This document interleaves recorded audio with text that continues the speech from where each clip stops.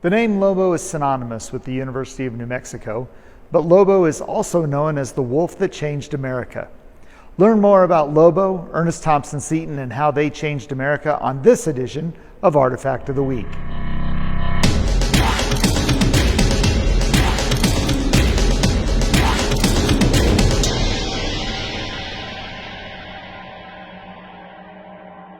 By 1890, Ernest Thompson Seton was a well-known naturalist and artist.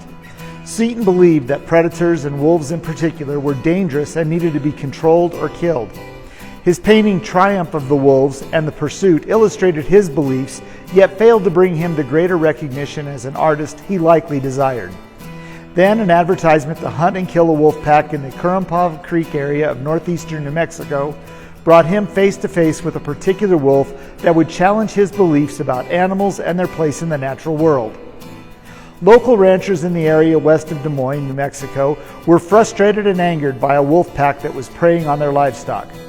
Wolves, which were being pressured by the influx of settlers to their normal habitat and the loss of bison, elk, and pronghorn antelope as a natural food source, were now killing cattle and other livestock for survival.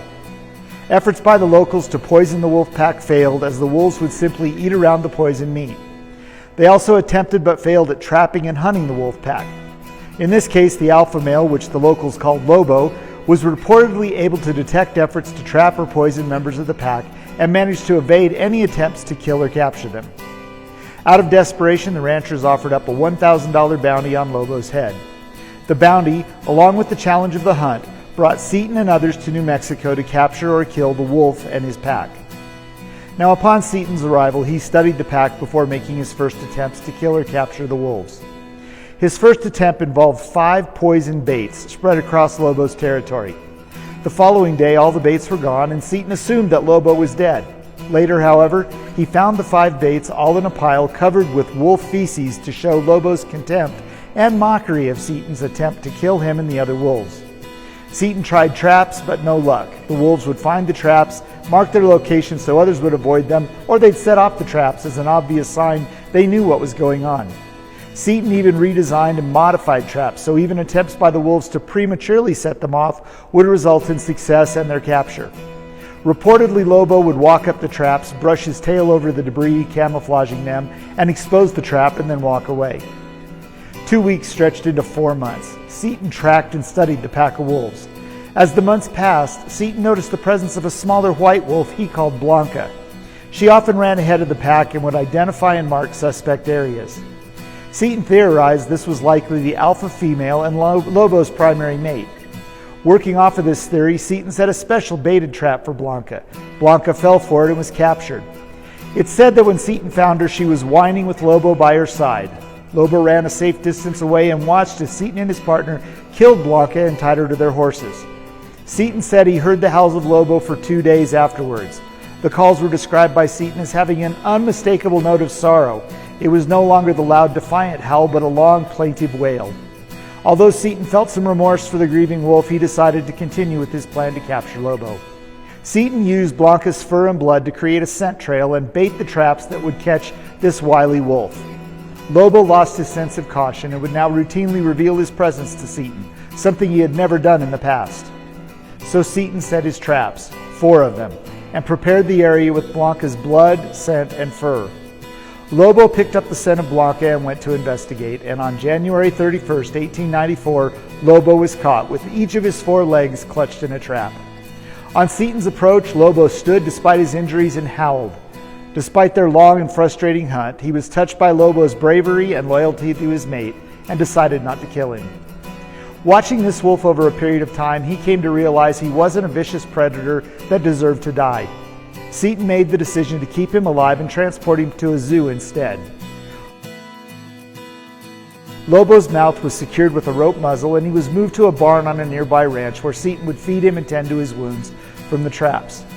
Once at the barn, Lobo's wounds were treated and he was secured by a chain and left with food and water for the night.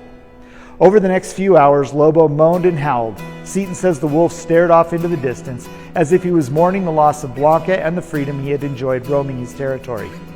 The next morning, Lobo was found dead with the food and water untouched.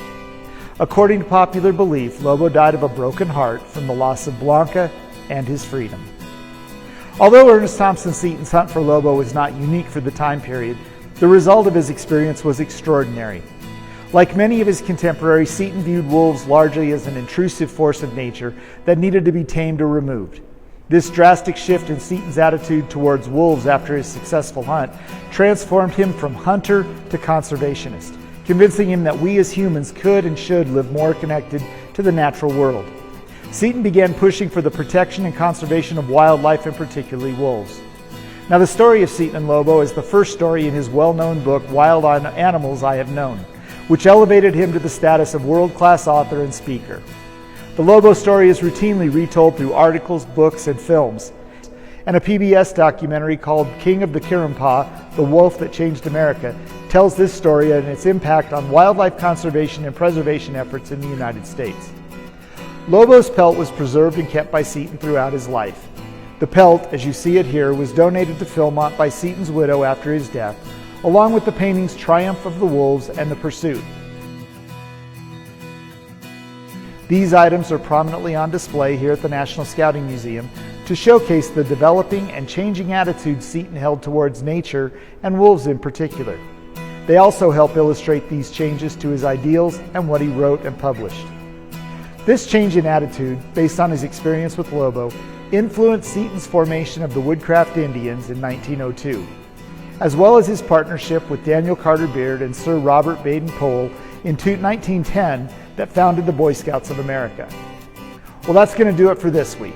Thanks for joining us, and we ask you to join us again next time as we showcase more artifacts, items, and history from the National Scouting Museum, Philmont Scout Ranch.